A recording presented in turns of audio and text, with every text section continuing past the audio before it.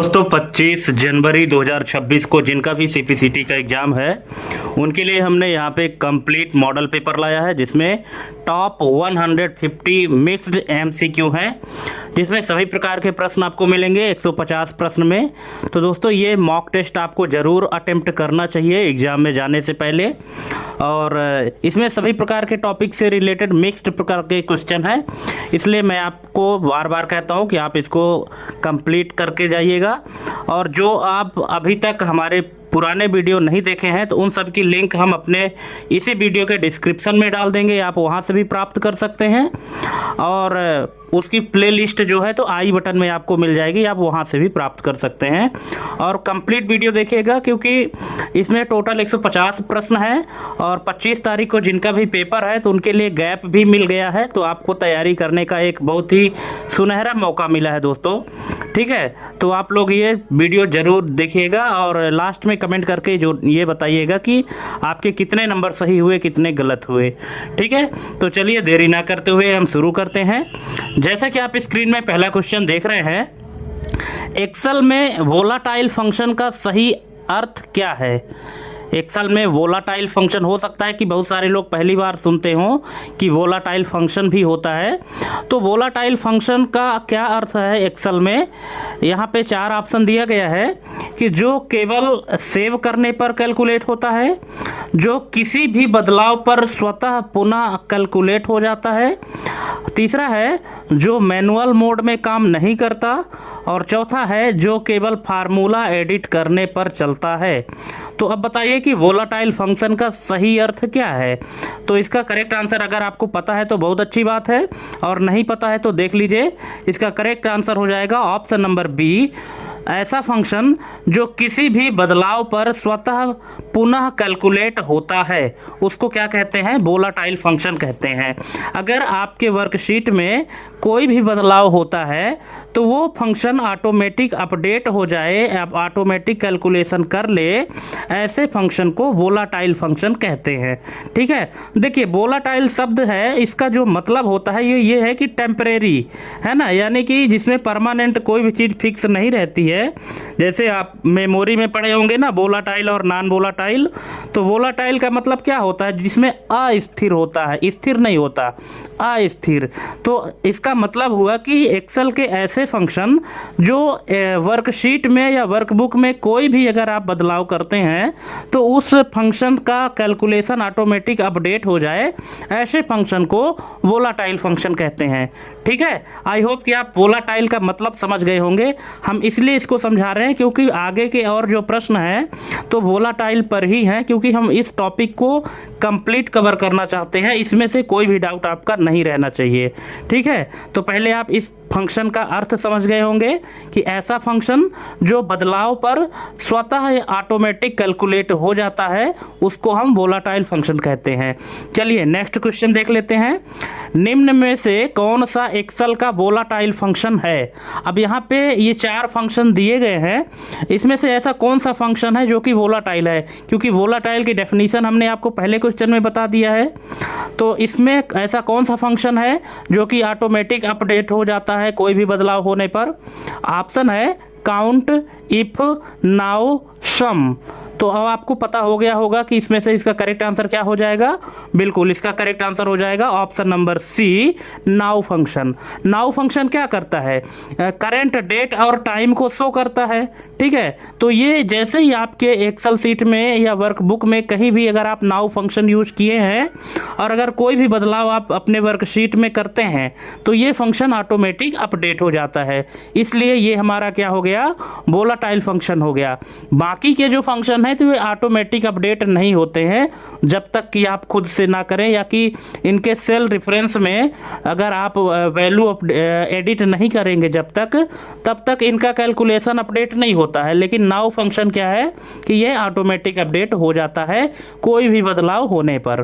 ठीक है, नेक्स्ट है, एक्सेल में कौन सा फंक्शन वर्कशीट रिकैलकुलेट होने पर हर बार नया रैंडम नंबर देता है। ऑप्शन है रैंड, रैंड बिटवीन, दोनों, ए और बी दोनों, या कोई नहीं। तो इसका करेक्ट आंसर हो जाएगा ऑप्शन नंबर सी, ए और बी दोनों। जो रैंड फंक्शन है, रैंड बिटवीन फंक्शन है, ये क्या करता है कि रैंडमली नंबर देता है। रैंड फंक्शन में आप कोई भी एक नंबर दे दीजिए, वो रैंडम नंबर कुछ भी लगा के दे देता है, ठीक है। और रैंड बिटवीन में क्या होता है कि आपसे शुरू के और अंतिम के अक्षर पूछता है कि आपको स्टार्टिंग और एंडिंग कहाँ से कहाँ तक के बीच के रैंडम नंबर चाहिए, तो ये नंबर दे देता है। और आप ड्रैग एंड ड्रॉप करेंगे तो उस रेंज में हाईएस्ट और लोएस्ट के बीच में, हाईएस्ट और लोएस्ट नंबर के बीच के जितने भी रैंडम नंबर हैं वो किसी को भी दे देगा, ठीक है। और हर बार इसका नंबर जो है तो अपडेट होता रहता है, ठीक। नेक्स्ट है, निम्न में से कौन सा फंक्शन वोलाटाइल नहीं है? Offset, today, indirect, V lookup. तो इसका करेक्ट आंसर हो जाएगा option number D, V lookup. V lookup function जो है तो ये वोलाटाइल नहीं है, बाकी सभी जो हैं तो ये वोलाटाइल फंक्शन है। दोस्तों अब चूंकि वोलाटाइल की डेफिनेशन हम पहले ही बता दिए हैं, तो हो सकता है कि अब आपको वोलाटाइल क्लियर हो गया हो कि वोलाटाइल फंक्शन क्या होता है, क्योंकि एग्ज़ाम में जो क्वेश्चन आते हैं तो इसी तरह से थोड़ा सा घुमा फिरा के पूछता है ना, इसीलिए आपको ये सारी चीज़ें पता होनी चाहिए। नेक्स्ट है, ऑफसेट फंक्शन को वोलाटाइल क्यों माना जाता है? अब इसका रीज़न क्या है, ऑफसेट फंक्शन को वोलाटाइल क्यों माना जाता है? यहाँ ऑप्शन है क्योंकि यह अरे बनाता है, दूसरा ऑप्शन है क्योंकि यह किसी भी चेंज पर रिकैलकुलेट होता है, तीसरा है क्योंकि यह टेक्स्ट रेफरेंस लेता है, और चौथा है क्योंकि यह स्लो होता है। तो इसका करेक्ट आंसर हो जाएगा ऑप्शन नंबर बी, क्योंकि यह किसी भी चेंजेस पर रिकैलकुलेट होता है। क्योंकि वोलाटाइल फंक्शन की जो डेफिनीशन है वो भी यही कहती है कि कोई भी बदलाव होने पर रिकैलकुलेशन शुरू हो जाता है, वही है वोलाटाइल फंक्शन। और वोलाटाइल फंक्शन में ऑफसेट फंक्शन भी आता है, ठीक है। दोस्तों किसी भी क्वेश्चन में अगर कोई भी डाउट है तो आप हमको कमेंट करके बताइएगा, हम आपका जो डाउट है तो उसको दूर करने की कोशिश करेंगे। और कंप्लीट वीडियो देखिएगा, बिना स्किप किए देखिएगा, बहुत ही प्रैक्टिकल बेस्ड और ट्रिकी और लॉजिकल क्वेश्चन हम आपके लिए लेकर आए हैं, ठीक है। और चैनल को सब्सक्राइब करना ना भूलें, इसी तरह की वीडियो और जितने भी एग्ज़ाम अभी बचे हैं उन सब के लिए हम लाते रहेंगे। नेक्स्ट क्वेश्चन है, कैलकुलेशन मोड मैनुअल होने पर वोलाटाइल फंक्शन कब कैलकुलेट होगा? अब यहाँ पे क्वेश्चन है कि कैलकुलेशन मोड मैनुअल हो गया, ठीक है, जो आपका कैलकुलेशन का मोड था वो मैनुअल होने पर वोलाटाइल फंक्शन कब कैलकुलेट होगा? ऑप्शन है सेल एडिट करने पर, सेव करते समय, वर्कबुक ओपन करने पर, या F9 दबाने पर। तो इसका करेक्ट आंसर क्या होगा? इसका करेक्ट आंसर हो जाएगा ऑप्शन नंबर डी, F9 दबाने पर, ठीक है। अगर आपने कैलकुलेशन मोड को मैनुअल रखा है तो वोलाटाइल फंक्शन जो कैलकुलेशन करेगा वो कब करेगा? जब तक आप F9 नहीं दबाएंगे तब तक वो कैलकुलेशन नहीं करेगा, अगर आपने मैनुअल रखा है तो, ठीक है। और अगर ऑटोमेटिक रखे हैं तब तो फिर वो ऑटोमेटिक कर ही देगा अगर कोई भी बदलाव होगा तो। नेक्स्ट है, निम्न में से कौन सा date and time volatile function है? ठीक है, डेट एंड टाइम के लिए वोलाटाइल फंक्शन यहाँ कौन सा है? Date, day, year, today. तो इसका करेक्ट आंसर हो जाएगा option number D, today. Option number D इसका करेक्ट आंसर हो जाएगा। नेक्स्ट है, इनडायरेक्ट फंक्शन का सबसे बड़ा ड्रॉबैक क्या है? इनडायरेक्ट फंक्शन की जो सबसे बड़ी कमी है वो क्या है? एरर जनरेट करता है, परफॉर्मेंस स्लो करता है, डेटा डिलीट कर देता है, फॉर्मेटिंग बदल देता है। तो इसका करेक्ट आंसर हो जाएगा परफॉर्मेंस स्लो करता है, ऑप्शन नंबर बी। नेक्स्ट है, एक्सेल वर्कबुक में सबसे अधिक या एक्सेल वर्कबुक में अधिक वोलाटाइल फंक्शंस होने का प्रभाव क्या होता है? अगर मान लीजिए कि आपके एक्सेल के वर्कबुक में बहुत सारे वोलाटाइल फंक्शन यूज किए गए हैं तो इसका क्या प्रभाव होगा? फाइल करप्ट हो जाती है, फार्मूला काम नहीं करता, वर्कबुक स्लो हो जाती है, या कैलकुलेशन बंद हो जाती है? तो इसका करेक्ट आंसर हो जाएगा option number C, workbook slow हो जाती है। क्योंकि बहुत सारे जब फंक्शन लग जाते हैं वोलाटाइल फंक्शन जो कि रिकैलकुलेट करने लगते हैं, तो इसमें से क्या होता है कि जो वर्किंग स्पीड है वो स्लो हो जाती है। नेक्स्ट है, निम्न में से कौन सा volatile plus reference based function है? Index, match, offset, lookup. तो इसका करेक्ट आंसर हो जाएगा option number C, offset. Option number C इसका करेक्ट आंसर हो जाएगा। नेक्स्ट है, एक्सेल में कौन सा फंक्शन हर सेकंड वैल्यू बदलता है? Today, date, time, now. तो इसका करेक्ट आंसर हो जाएगा नाउ, ऑप्शन नंबर डी। क्योंकि नाउ फंक्शन क्या करता है? डेट और टाइम दोनों दिखाता है, ठीक है, इसलिए इसका करेक्ट आंसर हो जाएगा नाउ। नेक्स्ट है, कौन सा volatile function text based cell reference का प्रयोग करता है? टेक्स्ट बेस्ड सेल रेफरेंस का प्रयोग कौन सा वोलाटाइल फंक्शन करता है? Offset, choose, indirect, index. तो इसका करेक्ट आंसर हो जाएगा option number C, indirect. Next है, वोलाटाइल फंक्शन किस डिपेंडेंसी को इग्नोर करता है? तो ये करता है दोस्तों precedent cell dependency. Option number C इसका करेक्ट आंसर हो जाएगा, प्रेसिडेंट सेल डिपेंडेंसी को इग्नोर करता है। अब आपको यहाँ मैं बताना चाहूँगा कि प्रेसिडेंट सेल डिपेंडेंसी होता क्या है। हो सकता है कि बहुत सारे लोगों को पहले से भी पता हो, पर बहुत सारे ऐसे भी यूजर हैं जिनको नहीं पता है, तो जान लीजिए।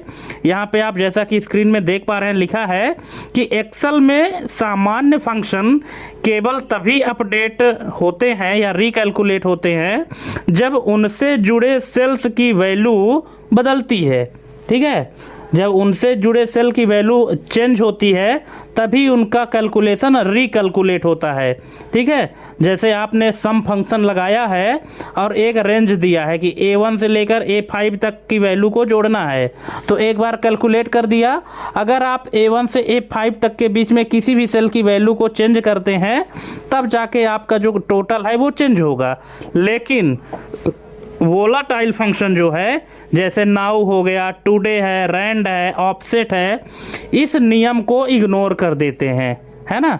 ये फंक्शन वर्कशीट में कहीं भी कोई भी बदलाव होने पर अपने आप को दोबारा कैलकुलेट कर लेते हैं, चाहे उनके अपने डेटा में कोई बदलाव हुआ हो या नहीं हुआ हो। इसी कारण ये प्रेसिडेंट सेल डिपेंडेंसी को फॉलो नहीं करते हैं। कहने का मतलब ये है कि आप अगर वोलाटाइल फंक्शन यूज किए हैं तो चाहे आप उनमें उनसे जुड़े सेल रेफरेंस में कोई बदलाव करें या ना करें, अगर कहीं भी आप पूरे वर्कबुक में करते हैं तो वो ऑटोमेटिक अपने आप को अपडेट कर लेते हैं।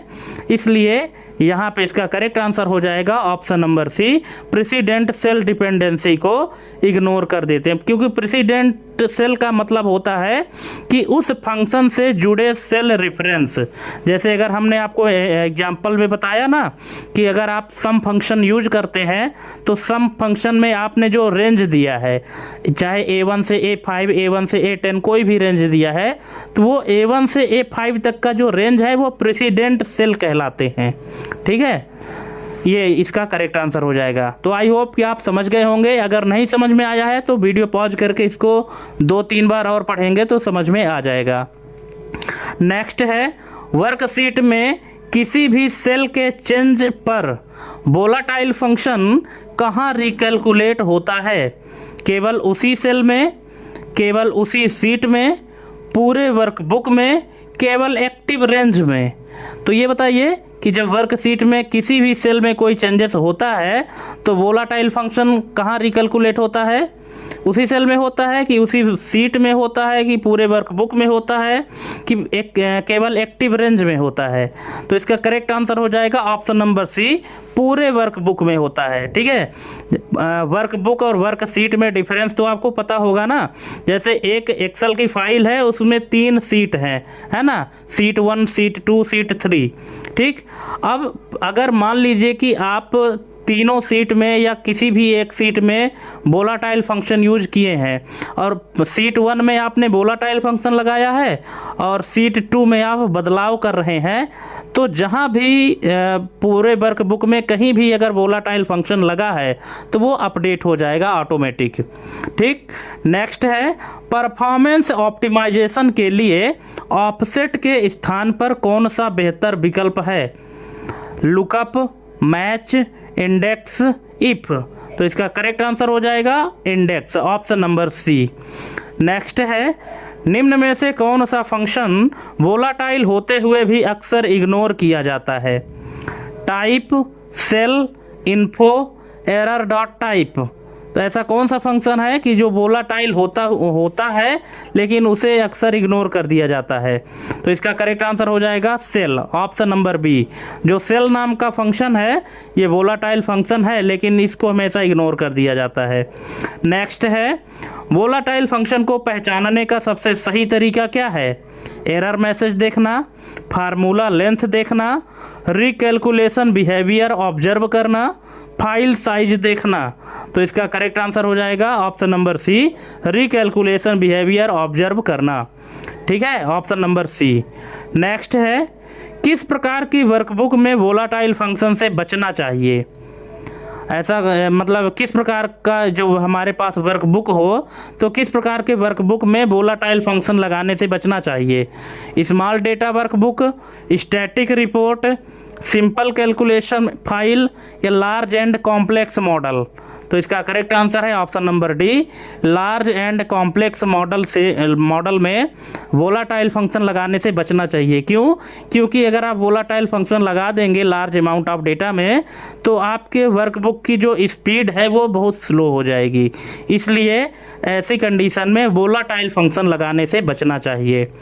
नेक्स्ट है डायनेमिक रेंज बनाने में किस वोलाटाइल फंक्शन का प्रयोग किया जाता है? Sum, count, offset, average. तो इसका करेक्ट आंसर है offset, option number C. Next है सीपीसीटी परीक्षा में वोलाटाइल फंक्शन से जुड़े प्रश्न किस स्किल को जांचते हैं? Shortcut knowledge, typing accuracy, advanced Excel understanding, memory power. तो इसका करेक्ट आंसर हो जाएगा option number C, advanced Excel understanding. ठीक है, तो दोस्तों ये जो है तो हमने वोलाटाइल फंक्शन से रिलेटेड जितने संभावित क्वेश्चन थे और जो लॉजिकल बेस्ड क्वेश्चन थे उन सबको हमने यहाँ पे क्लियर कर दिया है। अब अगर आपको वोलाटाइल फंक्शन से रिलेटेड कोई भी क्वेरी है तो आप हमको कमेंट करके पूछ सकते हैं। नेक्स्ट है, और एक चीज़ और भी बता दें कि ये जो हम 25 तारीख के लिए मॉडल पेपर बना रहे हैं तो ज़रूरी नहीं है कि जिनका एग्ज़ाम सिर्फ 25 तारीख को हो वही बस देखें, जिनका आगे एग्ज़ाम है वो लोग भी देखें, क्योंकि किसके शिफ्ट में कौन सा प्रश्न पूछ दे ये कोई नहीं जानता है। इसलिए जितने लोगों का एग्ज़ाम बचा है वो सभी कोई देखें, ये मत सोचे कि ये तो सिर्फ 25 तारीख वालों के लिए है। ठीक है, तो यहाँ पे क्वेश्चन है वी लुकअप फंक्शन में यदि रेंज लुकअप को 0 या फॉल्स रखा जाए तो क्या होता है? अप्रॉक्सीमेट मैच मिलता है, एग्जैक्ट मैच मिलता है, सॉर्टेड डेटा अनिवार्य हो जाता है, एरर आ जाता है। तो इसका करेक्ट आंसर हो जाएगा option number B, exact match मिलता है। क्योंकि जब आप वी लुकअप फंक्शन लगाते हैं तो लास्ट की जो वैल्यू होती है ना तो वहाँ पे ट्रू या फॉल्स, ठीक है, या 0 या 1। अगर आप 0 लिखते हैं तो 0 का मतलब होता है एग्जैक्ट मैच, और 1 लिखते हैं तो इसका मतलब होता है अप्रॉक्सीमेट मैच। तो अगर आप 0 रखेंगे तो इसका मतलब होता है एग्जैक्ट मैच। नेक्स्ट है वी लुकअप फंक्शन की सबसे बड़ी लिमिटेशन क्या है? तो इसकी सबसे बड़ी लिमिटेशन है option number C, left side से लुकअप नहीं कर सकता। ऑप्शन नंबर सी इसका करेक्ट आंसर हो जाएगा। नेक्स्ट है एच लुकअप फंक्शन किस आधार पर सर्च करता है? फर्स्ट कॉलम में, लास्ट कॉलम में, फर्स्ट रो में, एक्टिव सेल में। तो इसका करेक्ट आंसर हो जाएगा option number C, first row में। जो एच लुकअप फंक्शन है ये फर्स्ट रो में डेटा जो है तो सर्च करता है। नेक्स्ट है लुकअप फंक्शन में डेटा किस कंडीशन में सही रिजल्ट देता है? तो ये देता है डेटा असेंडिंग ऑर्डर में सॉर्टेड हो तब, ऑप्शन नंबर सी। जब डेटा आपका असेंडिंग ऑर्डर में सॉर्ट होगा तभी लुकअप फंक्शन दिए गए कंडीशन के आधार पर सही रिजल्ट देगा, अदरवाइज नहीं देगा।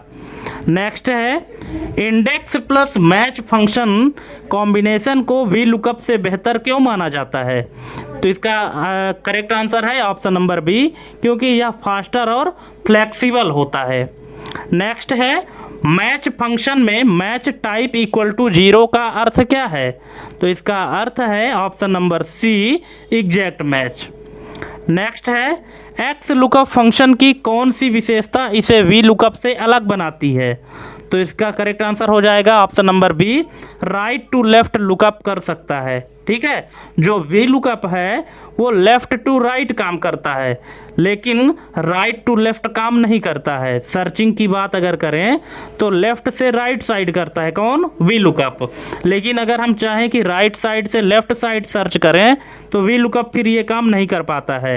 तो इस कमी को दूर करने के लिए कौन सा फंक्शन लाया गया?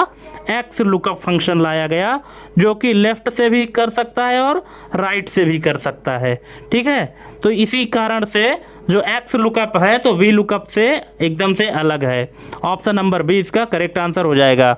नेक्स्ट है यदि वी लुकअप में कॉल इंडेक्स नंबर टेबल अरे से बड़ा हो जाए तो क्या रिजल्ट मिलेगा? क्या पूछ रहा है कि यदि वी लुकअप में कॉल इंडेक्स नंबर यानी कॉलम का इंडेक्स नंबर टेबल अरे से बड़ा हो जाए तो क्या रिजल्ट मिलेगा? तो इसका रिजल्ट मिलेगा ऑप्शन नंबर डी, हैश रेफ एरर, है ना। ऑप्शन नंबर डी इसका करेक्ट आंसर हो जाएगा। नेक्स्ट है लुकअप और वी लुकअप फंक्शन में मुख्य अंतर क्या है? तो ये है ऑप्शन नंबर सी, लुकअप जो है तो सॉर्टेड डेटा पर निर्भर करता है। ठीक है, इन दोनों में मुख्य अंतर यही है कि जो लुकअप फंक्शन है तो ये तभी आपको करेक्ट आंसर देगा जब आपका डेटा सॉर्ट रहेगा, अदरवाइज ये करेक्ट रिजल्ट नहीं देगा। लेकिन वी लुकअप के साथ ऐसा कुछ नहीं है, चाहे डेटा सॉर्ट हो या ना हो, ये तब भी आपको करेक्ट रिजल्ट देगा। नेक्स्ट है मल्टीपल कॉलम से वैल्यू रिटर्न करने के लिए सबसे उपयुक्त तरीका कौन सा है? तो ये है index plus match, option number C. Next है एक्सेल में व्हाट इफ एनालिसिस का मुख्य उद्देश्य क्या है? तो इसका मुख्य उद्देश्य है ऑप्शन नंबर बी, अलग अलग इनपुट बदलकर परिणाम देखना।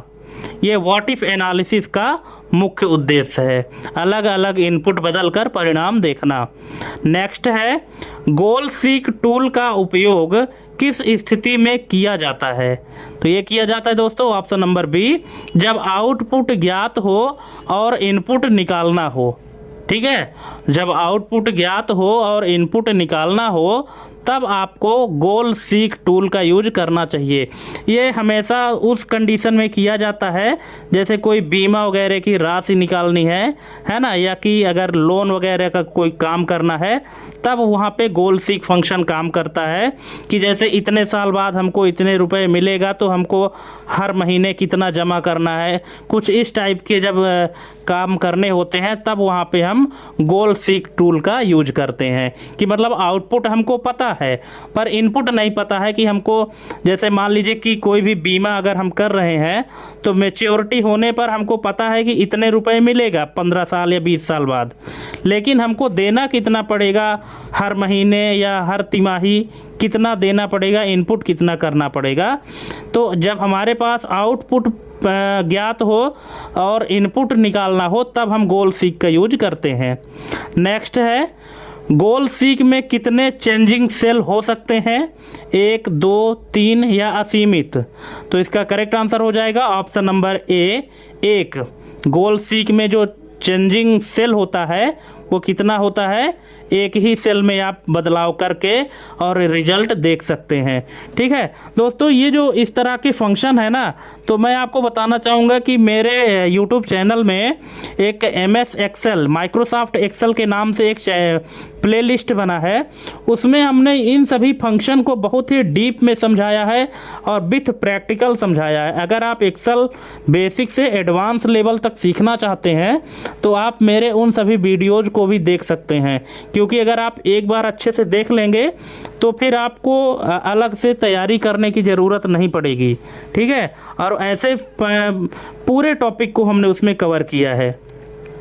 नेक्स्ट क्वेश्चन है, सिनेरियो मैनेजर का उपयोग किस लिए किया जाता है?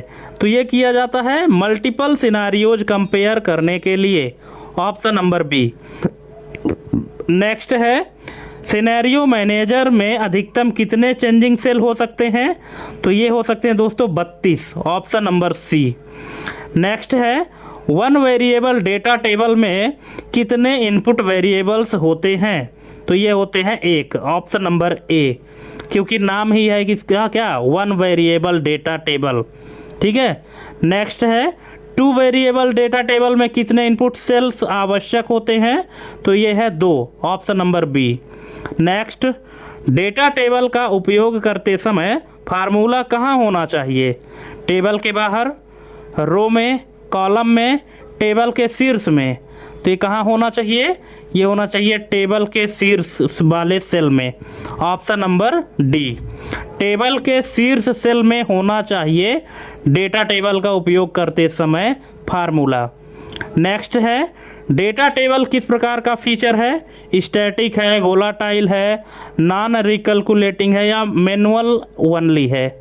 तो इसका करेक्ट आंसर हो जाएगा वोलाटाइल है, ऑप्शन नंबर बी। नेक्स्ट, गोल सीक टूल एक्सेल में किस मेनू के अंतर्गत पाया जाता है? तो ये पाया जाता है data, option number C, data menu के अंतर्गत व्हाट इफ एनालिसिस के अंदर। नेक्स्ट है, सिनेरियो समरी रिपोर्ट किस फॉर्म में बनती है? Chart, pivot table, worksheet, text file. तो ये बनती है वर्कशीट के फॉर्म में, ऑप्शन नंबर सी। नेक्स्ट है, व्हाट इफ एनालिसिस का कौन सा टूल ऑप्टिमाइजेशन नहीं बल्कि सिमुलेशन करता है? व्हाट इफ एनालिसिस का कौन सा टूल ऑप्टिमाइजेशन नहीं बल्कि सिमुलेशन करता है?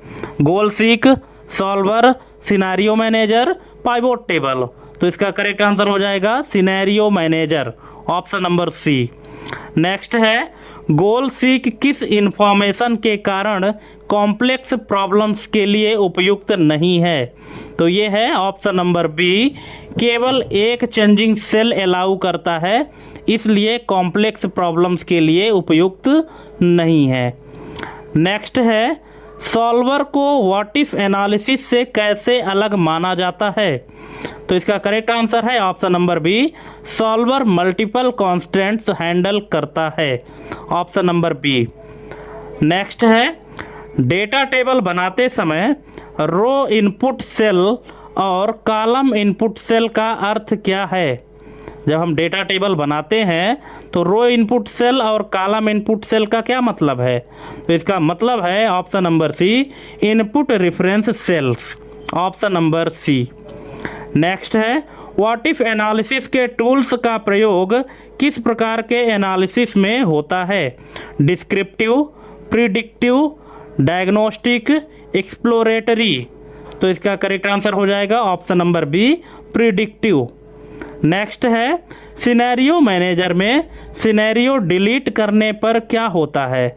डेटा डिलीट हो जाता है, फार्मूला डिलीट हो जाता है, केवल सिनेरियो हटता है, ओरिजिनल डेटा सुरक्षित रहता है, या वर्कबुक बंद हो जाती है? तो क्या होता है? इसका करेक्ट आंसर हो जाएगा ऑप्शन नंबर सी, केवल सिनेरियो हटता है, ओरिजिनल डेटा सुरक्षित रहता है।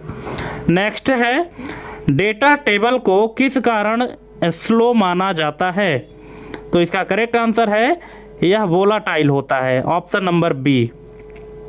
नेक्स्ट, व्हाट इफ एनालिसिस का प्रयोग सबसे अधिक किस फील्ड में किया जाता है? तो ये किया जाता है फाइनेंशियल मॉडलिंग में, ऑप्शन नंबर बी। ठीक है, फाइनेंशियल मॉडलिंग में व्हाट इफ एनालिसिस का प्रयोग किया जाता है। नेक्स्ट, सीपीसीटी परीक्षा में व्हाट इफ एनालिसिस से जुड़े प्रश्न किस स्किल को जांचते हैं? तो ये जांचते हैं एनालिटिकल थिंकिंग को, ऑप्शन नंबर सी। नेक्स्ट, समय के साथ डेटा ट्रेंड दिखाने के लिए सबसे उपयुक्त चार्ट कौन सा है? टाइम के साथ डेटा ट्रेंड दिखाने के लिए सबसे उपयुक्त चार्ट कौन सा है? Pie chart, line chart, bar chart, radar chart. तो इसका करेक्ट आंसर है line chart, option number B. Next है, निम्न में से कौन सा चार्ट परसेंटेज कंट्रीब्यूशन को सबसे बेहतर दिखाता है? तो ये दिखाता है दोस्तों pie chart, option number C. Next है, हॉरिजॉन्टल कंपैरिजन के लिए एक्सेल में कौन सा चार्ट प्रयोग किया जाता है? तो ये किया जाता है bar chart, option number C. Next है, यदि दो अलग अलग डेटा सीरीज के स्केल अलग अलग हों तो कौन सा चार्ट उपयुक्त है? तो ये है combo chart, option number B. Next है, स्कैटर चार्ट का मुख्य उद्देश्य क्या है? इसका मुख्य उद्देश्य है option number C, relationship analysis between variables. ठीक है, वेरिएबल के बीच में रिलेशनशिप को एनालिसिस करने के लिए स्कैटर चार्ट का यूज किया जाता है। नेक्स्ट है, निम्न में से कौन सा चार्ट कम्युलेटिव टोटल को विजुअली दर्शाता है? Histogram, waterfall chart, radar chart, bubble chart. तो इसका करेक्ट आंसर हो जाएगा waterfall chart, option number B. Next है, स्टॉक चार्ट का उपयोग किस डेटा के लिए किया जाता है? तो ये किया जाता है high low open close values के लिए, ऑप्शन नंबर सी। जो आप लोग देखते होंगे ना स्टॉक मार्केट में एक जो ग्राफ चलता रहता है वो एक्चुअली एक चार्ट होता है, जो कि उसको हम स्टॉक चार्ट कहते हैं।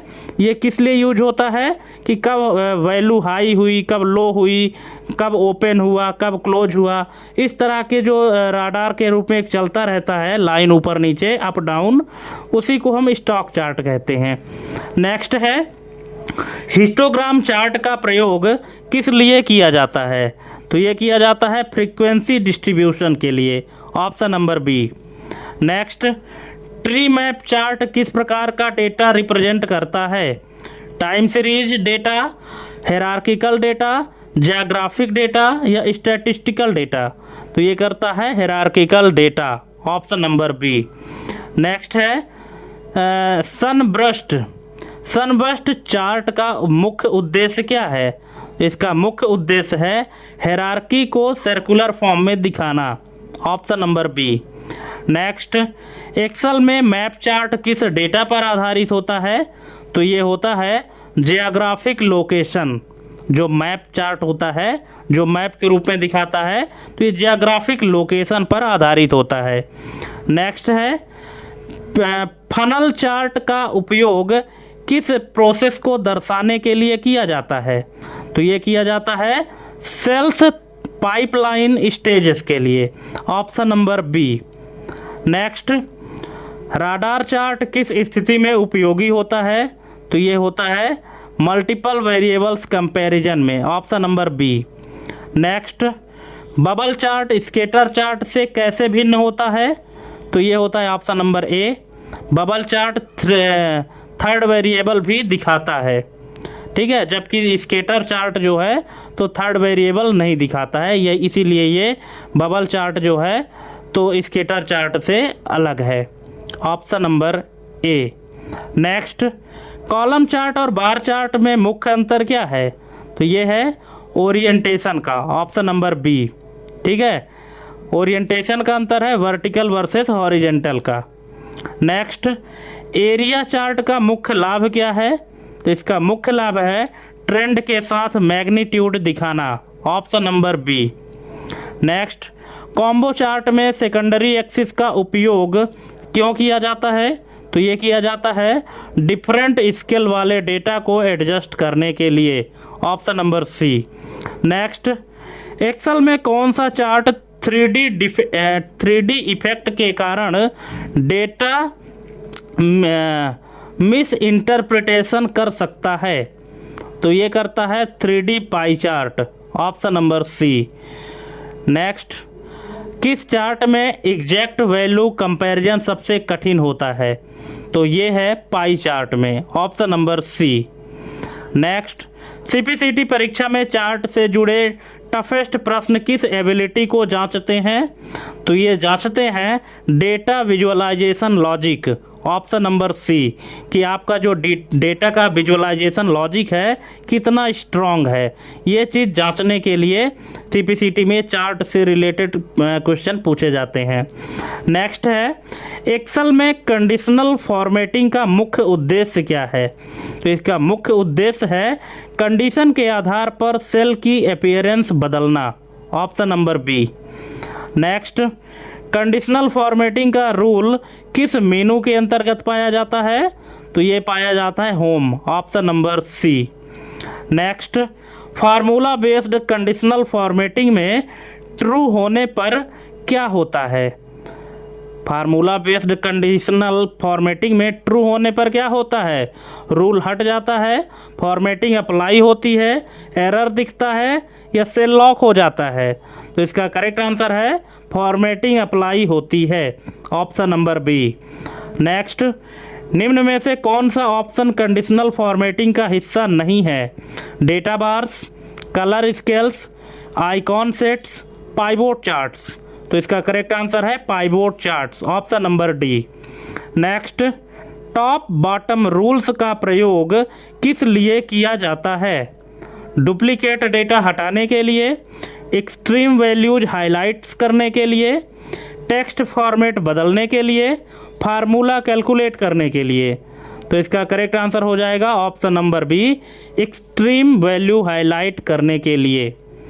नेक्स्ट है, कंडीशनल फॉर्मेटिंग में एब्सोल्यूट रेफरेंस का प्रयोग क्यों किया जाता है?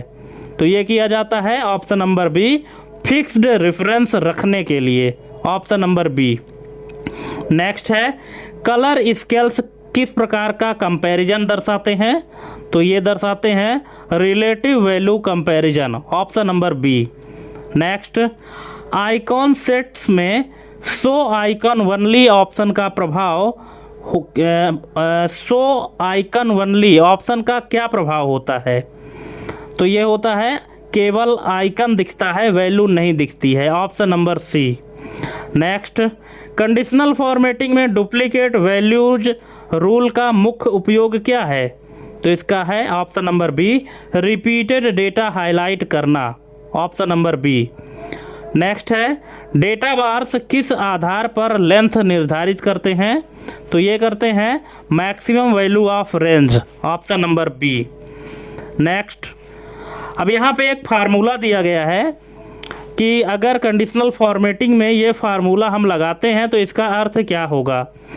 फार्मूला है कि equal to A1 greater than average, फिर A1 कॉलन A10, इसको जो है तो लॉक किया गया है सेल को, ठीक है। और इसका कंडीशनल फॉर्मेटिंग में क्या अर्थ है?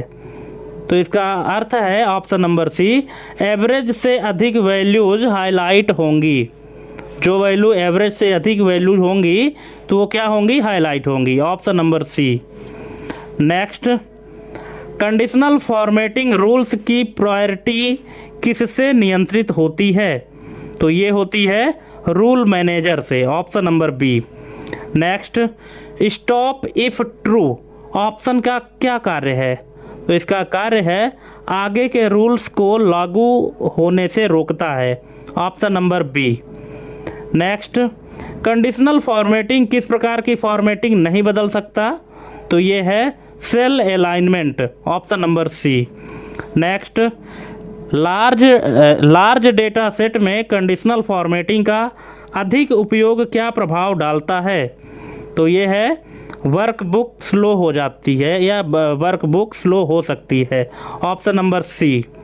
नेक्स्ट है, फार्मूला बेस्ड कंडीशनल फॉर्मेटिंग में रिलेटिव रेफरेंस का क्या प्रभाव पड़ता है?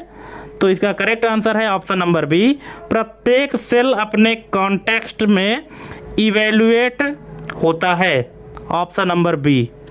नेक्स्ट है कंडीशनल फॉर्मेटिंग को कॉपी करने का सबसे तेज तरीका क्या है? तो ये है format painter, option number B. Next, icon sets में कस्टम थ्रेशोल्ड किस प्रकार तय किए जा सकते हैं?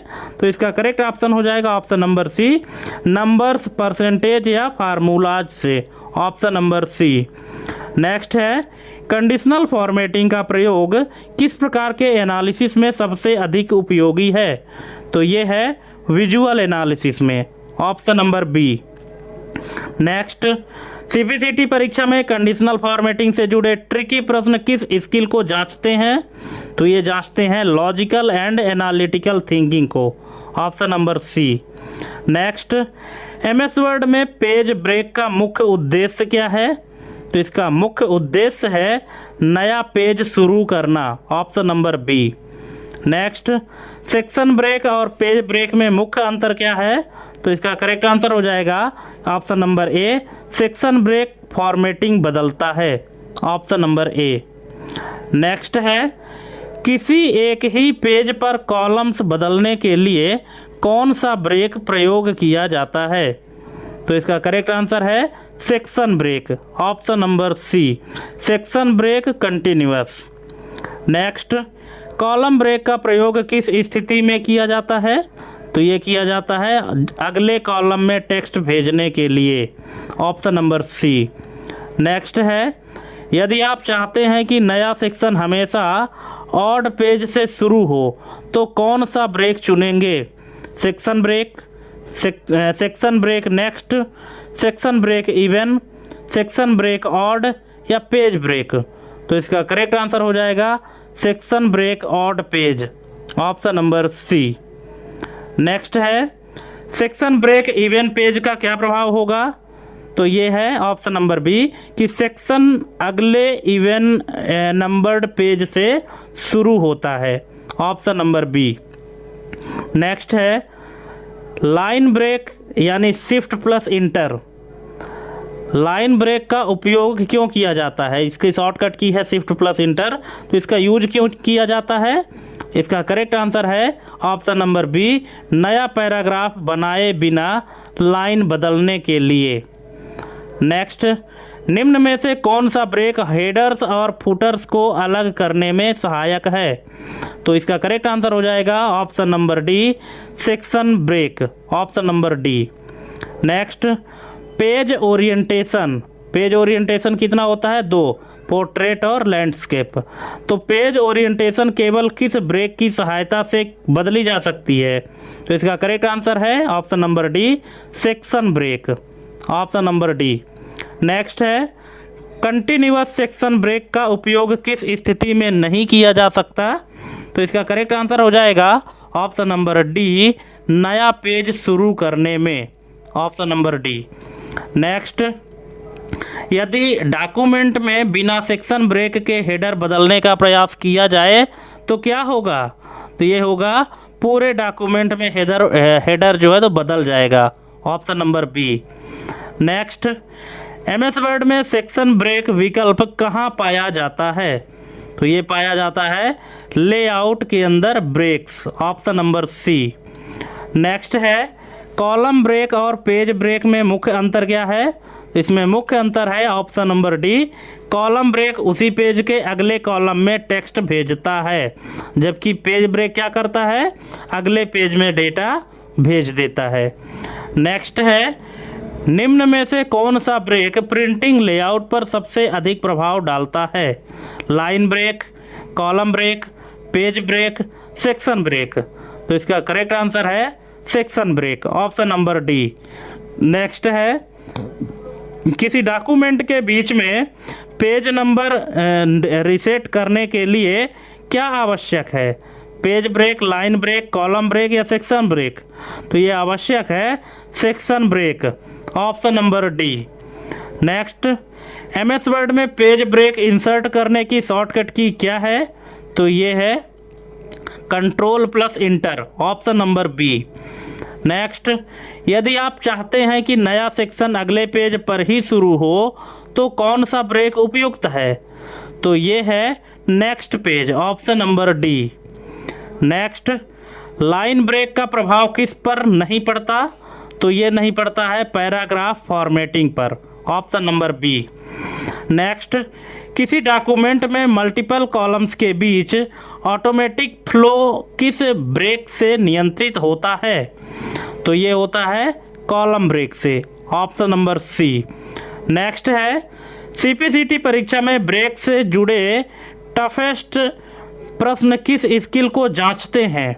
तो ये जांचते हैं document formatting logic, option number C. Next, MS Access को किस प्रकार का डीबीएमएस माना जाता है?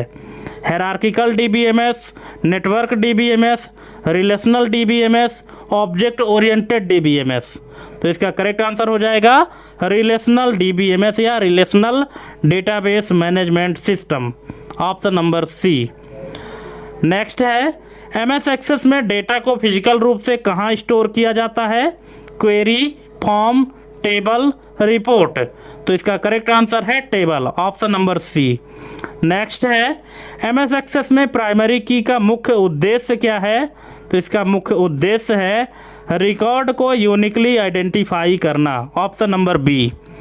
नेक्स्ट, एक टेबल में कितनी प्राइमरी की हो सकती है? 1, 2, 3 या असीमित? तो ये हो सकती है एक। किसी डेटाबेस टेबल में प्राइमरी की सिर्फ एक होती है, इसके अलावा जो की होती है वो प्राइमरी की नहीं होती है, वो या तो कंपोजिट की होती है, ठीक है, लेकिन प्राइमरी की जो है तो एक ही होती है, ठीक है। नेक्स्ट है, एमएस एक्सेस में फॉरेन की का उपयोग किस लिए किया जाता है? तो ये किया जाता है दोस्तों टेबल्स के बीच रिलेशनशिप बनाने के लिए, option number C. Next, MS Access में कौन सा data type large text store करता है? लार्ज टेक्स्ट डेटा टाइप क्या है? 255 से अधिक कैरेक्टर। तो कौन सा डेटा टाइप है जो लार्ज टेक्स्ट स्टोर करता है? तो ये है long text memo, option number C. Next, query का मुख्य उद्देश्य क्या है? तो इसका मुख्य उद्देश्य है डेटा रिट्रीव और मैनिपुलेट करना, ऑप्शन नंबर सी। नेक्स्ट, निम्न में से कौन सी क्वेरी डेटा को परमानेंटली डिलीट करती है? Select query, cross tab query, delete query, parameter query. तो ये है delete query, option number C. Next, cross tab query का उपयोग किस लिए किया जाता है? तो ये किया जाता है समरी और एनालिसिस के लिए, ऑप्शन नंबर बी। नेक्स्ट है, एमएस एक्सेस में फॉर्म का उपयोग क्यों किया जाता है?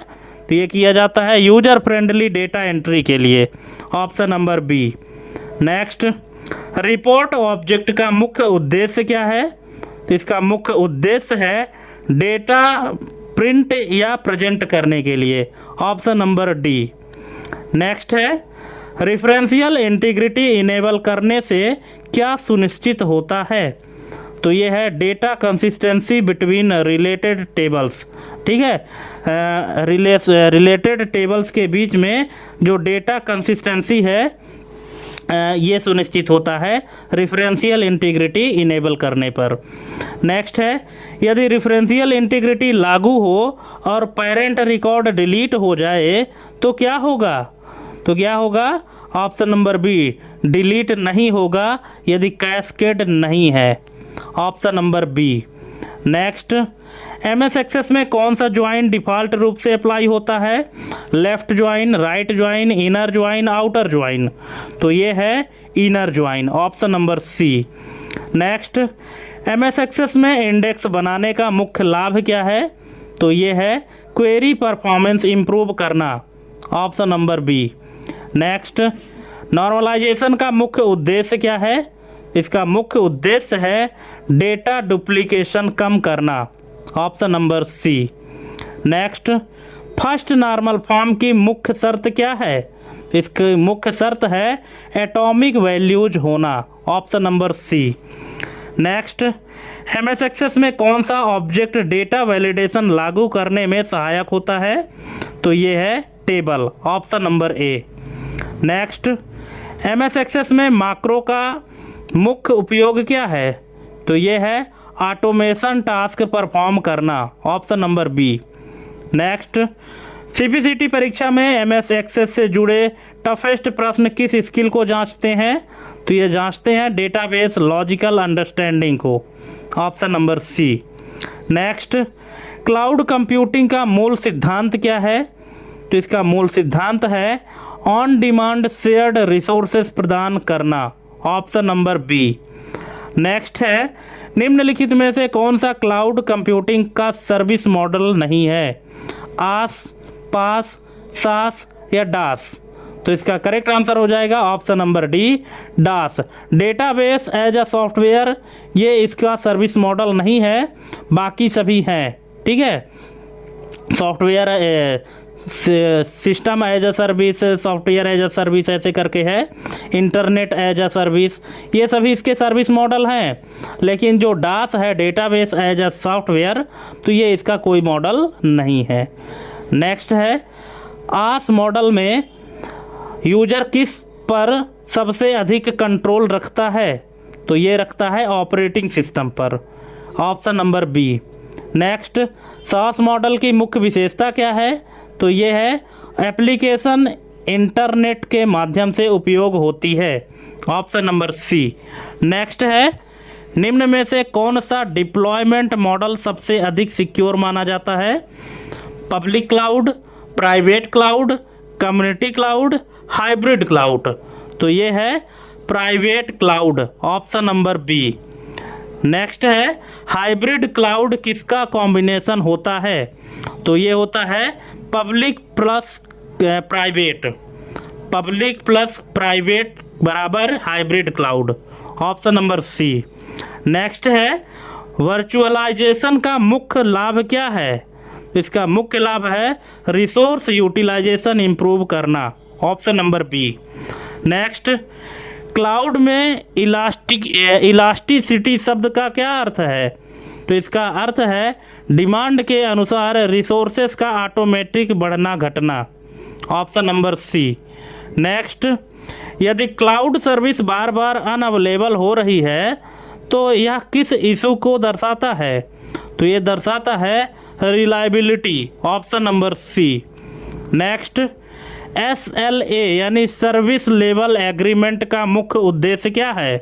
तो इसका मुख्य उद्देश्य है option number C, service provider और यूजर के बीच सेवा की शर्तें तय करना। नेक्स्ट है, क्लाउड कंप्यूटिंग में मल्टी टेनेंसी का क्या अर्थ है? इसका अर्थ है option number B, multiple users sharing same resources. Option number B. Next है, क्लाउड सिक्योरिटी में डेटा ब्रीच किस कैटेगरी का खतरा है? तो ये है लॉजिकल थ्रेट का। Option number B. नेक्स्ट है, यदि यूजर क्लाउड से दूसरे प्रोवाइडर पर आसानी से माइग्रेट नहीं कर पाता तो यह किस समस्या को दर्शाता है? तो यह दर्शाता है option number B, vendor lock in. Option number B. Next है, फॉल्ट टॉलरेंस का मुख्य उद्देश्य क्या है? इसका मुख्य उद्देश्य है एरर आने पर सिस्टम कंटिन्यू रखना। Option number B. नेक्स्ट, निम्न में से कौन सा क्लाउड का लाभ नहीं है? तो ये है अनलिमिटेड फ्री स्टोरेज। ये क्लाउड का लाभ नहीं है। अनलिमिटेड नहीं रहता है, लिमिटेड होता है। ठीक है, जो भी आप स्पेस लेंगे तो वो लिमिटेड रहेगा। नेक्स्ट है, क्लाउड में पे एज यू गो मॉडल का अर्थ क्या है? तो इसका अर्थ है उपयोग के अनुसार भुगतान। Option number C.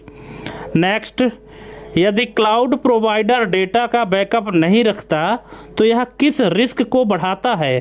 तो ये बढ़ाता है data loss risk. Option number B. Next, PaaS model का उपयोग मुख्यतः कौन करता है? तो ये करते हैं application developers. Option number C. Next है, क्लाउड कंप्यूटिंग में अवेलेबिलिटी का सही अर्थ क्या है? तो इसका अर्थ है सर्विस का हर समय एक्सेसिबल होना। Option number B. Next, CPCT परीक्षा में क्लाउड कंप्यूटिंग से जुड़े टफेस्ट प्रश्न किस स्किल को जांचते हैं? तो ये जांचते हैं conceptual plus logical understanding. Option number C. तो दोस्तों, इस तरह से हमने आपको टोटल 150 MCQ कंप्लीट करा दिए हैं। अब आपको अगर कहीं भी कोई डाउट है तो आप हमको कमेंट करके पूछ सकते हैं। और थैंक्स फॉर वाचिंग हमारी एक कंप्लीट वीडियो देखने के लिए। Please don't forget subscribe my channel for more videos. ठीक है, तो दोस्तों आज के लिए बस इतना ही। और देखते रहिए, सीखते रहिए, तैयारी करते रहिए। आप सभी को बेस्ट ऑफ लक एग्ज़ाम के लिए, और मिलते हैं अपने अगले डेट के एग्ज़ाम के वीडियो के लिए। तब तक के लिए जय हिंद, वंदे मातरम।